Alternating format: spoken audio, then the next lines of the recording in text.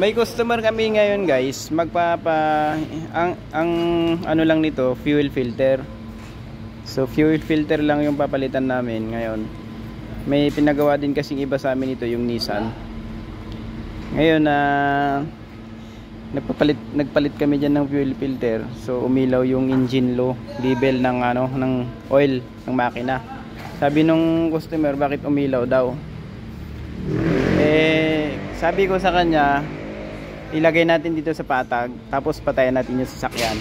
Saka natin i-check yung oil level nya. So ito na.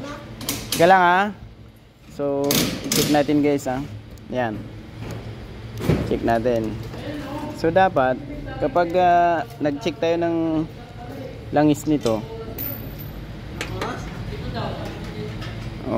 kita naman yung level nya guys. Kanina papatay ito guys ha. Hindi pa nga umabot sa first dot niyan kahit man lang kalahati. So iilaw talaga yon. So kita nyo na. Punasan natin. Tapos suksok ulit. Check natin yung langis. Wala talagang langis. Kahit yung first dot lang sana. Yan. Kaya advice ko sa kanya, change oil kami ngayon. So yun lang guys.